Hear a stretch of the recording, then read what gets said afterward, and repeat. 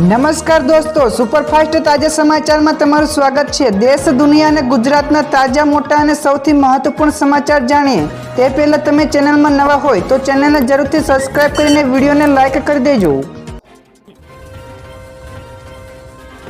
સૌથી પહેલા દોસ્તો આપણે વાત કરીએ તો ગુજરાતમાં ધોધમાર અતિભારે વરસાદનું એલર્ટ અપાયું છે। જ્યાં દોસ્તો ગુજરાતમાં આગામી 5 દિવસ ગાજવીજ સાથે તોફાની ભારેથી અતિભારે વરસાદની આગાહી હવામાન વિભાગે કરી છે। તો રાજ્યના 21 થી વધારે જિલ્લાઓમાં યલો તેમજ ઓરેન્જ એલર્ટ આપવામાં આવ્યું છે। તેમજ 27 થી 30 જુલાઈ દરમિયાન દક્ષિણ અને મધ્ય ગુજરાતમાં ભારે વરસાદી માહોલ જોવા મળશે અને ત્યારબાદ 1 ઓગસ્ટથી 25 જેટલા જિલ્લામાં વરસાદનું જોર વધશે। તો આ સાથે જ 12 કલાકમાં 110 જેટલા તાલુકાઓમાં વરસાદ નોંધાયો છે। તો દોસ્તો તમારા વિસ્તારમાં પણ વરસાદ જોવા મળ્યો છે કે નહીં, ફટાફટ નીચે કોમેન્ટમાં જણાવજો। તો દોસ્તો ત્યાર પછી આગળ વધુ એક સૌથી મોટા સમાચાર મળ્યા છે। આવી રહ્યો છે વરસાદનો ખતરનાક રાઉન્ડ। તો એક સાથે 5 સિસ્ટમો સક્રિય થતા ગુજરાતમાં જળબંબાકારની આગાહી છે। તેમજ હવામાન વિભાગ નિષ્ણાત અંબાલાલ પટેલ અને ચિરાગ શાહે પણ મેઘતાંડવની ચેતવણી આપી છે। જ્યાં દોસ્તો ગુજરાતમાં હવામાન વિભાગ દ્વારા રાજ્યમાં ફરી એકવાર ધોધમાર વરસાદની આગાહી કરવામાં આવી છે। તો હવામાન વિભાગના જણાવ્યા અનુસાર ગુજરાત ઉપર એક સાથે 5 વરસાદી સિસ્ટમ સક્રિય થતા આગામી દિવસોમાં ફરી એકવાર જળબંબાકારની સ્થિતિ સર્જાઈ શકે છે। તો ગુજરાત ઉપર અપર એર સાયક્લોનિક સર્ક્યુલેશન તેમજ 2 મોન્સૂન ટ્રફ તેમજ સાયક્લોનિક સર્ક્યુલેશન, ડીપ ડિપ્રેશન સહિતની કુલ 5 જેટલી સિસ્ટમો સક્રિય હોવાના કારણે રાજ્યમાં ભારેથી અતિભારે વરસાદ પડવાની આગાહી છે। તો દોસ્તો ત્યાર પછી આગળ વધુ એક સૌથી મોટા સમાચાર મળ્યા છે। ચોમાસાની અત્યાર સુધીની સૌથી શક્તિશાળી સિસ્ટમ તૈયાર થઈ। જ્યાં દોસ્તો બંગાળની ખાડીમાં સર્જાયેલું ડીપ ડિપ્રેશન પશ્ચિમ તરફ આગળ વધી રહ્યું હોવાથી ગુજરાતમાં ફરી એકવાર ભારેથી અતિભારે વરસાદની શક્યતા છે। તો હવામાન વિભાગ અનુસાર 30 જુલાઈથી 3 થી 4 દિવસ સુધી વરસાદનું જોર વધી શકે છે।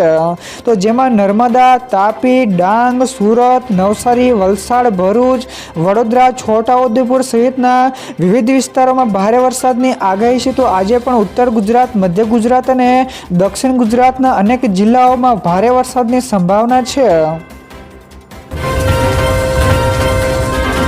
તો દોસ્તો બીજા સૌથી અગત્યના સમાચાર સામે આવ્યા છે। ભાવમાં થયો મોટો ઘટાડો। જ્યાં દોસ્તો અમેરિકાએ ઈરાન ઉપર હુમલો રોકતા આંતરરાષ્ટ્રીય માર્કેટમાં ક્રૂડ ઓઇલના ભાવમાં 6 થી 7% મોટો ઘટાડો નોંધાયો છે। તો ખાડી દેશોનું ક્રૂડ $91 તેમજ અમેરિકી ક્રૂડ $84 પ્રતિ બેરલ ઉપર ટ્રેડ કરી રહ્યું છે। તો બીજી તરફ ભારતમાં 25 મે પછી પેટ્રોલ અને ડીઝલના ભાવ સ્થિર રહ્યા છે। તો હાલમાં દેશમાં પેટ્રોલ ₹100 પ્લસ તેમજ ડીઝલ ₹95 પ્લસ પ્રતિ લીટરના ભાવે વેચાઈ રહ્યું છે। ત્યાર પછી દોસ્તો આગળ વધુ એક સૌથી અગત્યના સમાચાર મળ્યા છે। રાજ્ય સરકારનો ઘર વિહોણા પરિવારો માટે મોટો નિર્ણય। જ્યાં દોસ્તો ગુજરાત સરકારે ગ્રામ્ય ઘર વિહોણા પરિવારોને મફત પ્લોટ ઉપર ઘર બાંધવામાં મદદ કરવા માટે મહત્વનો નિર્ણય લીધો છે। તો હવે પ્લોટ દીઠ જમીન સમતળ કરવા માટેની સહાય ₹1000 થી વધારીને ₹5000 કરવામાં આવી છે। તો આ ઉપરાંત ખાડા તેમજ ટેકરાવાળી જમીનને સમતળ કરવા માટે પ્રતિ હેક્ટર સહાય ₹50,000 થી વધારીને ₹2 લાખ કરી છે। તો મુખ્યમંત્રીના આ નિર્ણયથી ગ્રામીણ વિસ્તારોમાં આવાસ યોજના વધારે અસરકારક બનશે।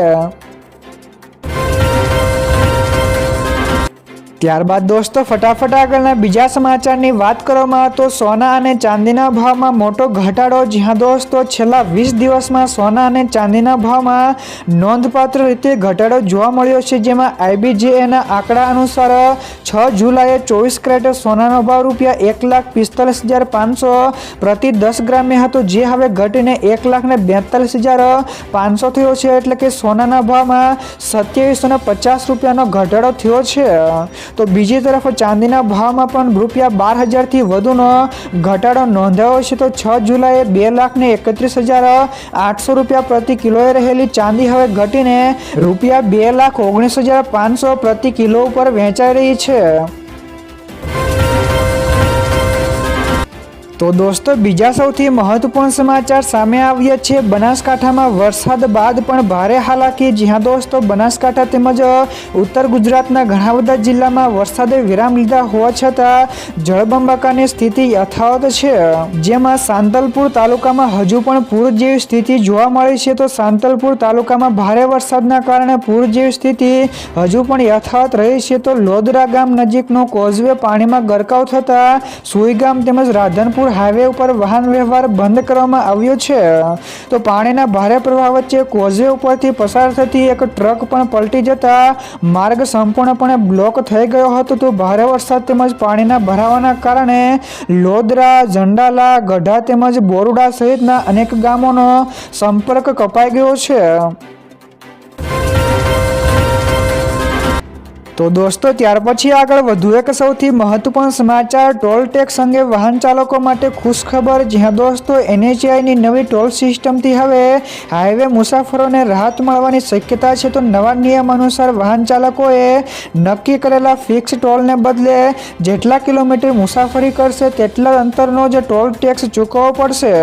તો સેટેલાઇટ આધારિત GPS ટોલ કનેક્શનની ટોલ પ્લાઝા ઉપર લાંબી કતારો તેમજ સમયની પણ બચત થશે। તો હવેથી વાહનો રોકાયા વિના જ પસાર થતા ઈંધણનો વપરાશ પણ ઘટશે તેમજ હાઈવે નજીકના સ્થાનિક રહેવાસીઓને પણ રોજિંદા ટોલથી રાહત આપવાની જોગવાઈ કરવામાં આવી છે।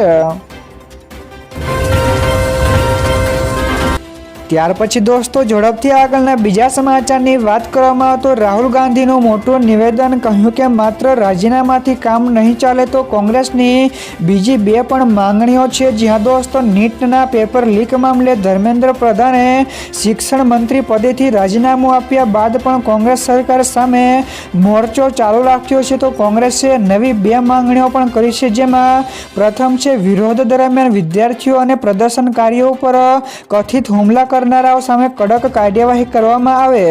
તો બીજી છે વડાપ્રધાન નરેન્દ્ર મોદી વિદ્યાર્થીઓ તેમજ તેમના પરિવારોની જાહેરમાં માફી માંગે। તો દોસ્તો રાહુલ ગાંધીના આ નિવેદન વિશે તમારું શું મંતવ્ય છે? ફટાફટ નીચે કોમેન્ટમાં જણાવજો। તો દોસ્તો બીજા સૌથી મોટા સમાચાર સામે આવ્યા છે। જ્ઞાન સહાયક ભરતીના નિયમોમાં ફેરફારોની માંગ ઉઠી છે। જ્યાં દોસ્તો પ્રાથમિક શાળાઓમાં શિક્ષકોની ખાલી જગ્યાઓને ઝડપથી ભરવા માટે જ્ઞાન સહાયક ભરતીના નિયમોમાં ફેરફારોની માંગ ઉઠી છે। તો જેમાં પ્રાથમિક શિક્ષક મહાસંઘે શિક્ષણ મંત્રીને પત્ર લખીને ટેટ-1 ઉમેદવારો ઉપલબ્ધ ન હોય ત્યાં ટેટ-2 પાસ ઉમેદવારોને તક આપવાની રજૂઆત કરાઈ છે। તો જેમાં સાથે સાથે PTC, BA, BEd, BSc, BEd તેમજ MA, BEd લાયકાત ધરાવતા ઉમેદવારોને પણ ભરતીમાં સામેલ કરવાની માંગ કરાઈ છે।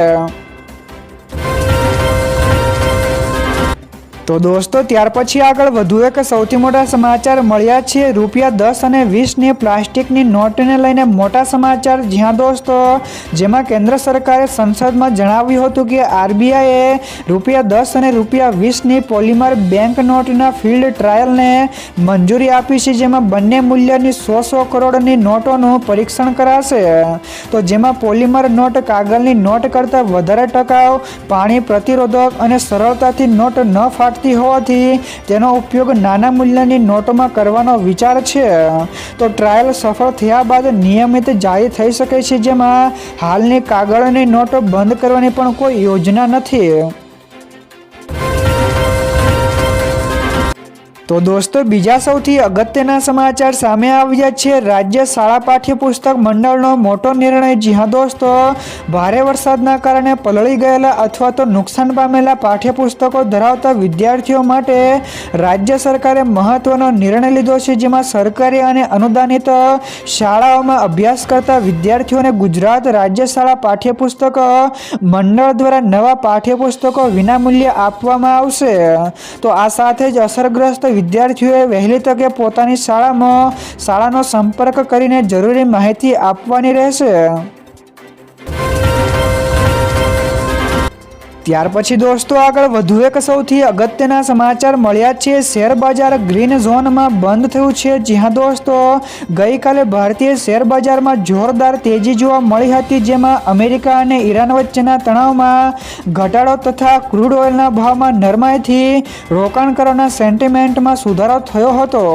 તો જેમાં BSE સેન્સેક્સ 776 પોઈન્ટ વધીને 76,835 અંક ઉપર બંધ થયો, જ્યારે NSE નિફ્ટી 50નો આંક 228 પોઈન્ટ વધીને 23,995 અંક ઉપર પહોંચ્યો હતો.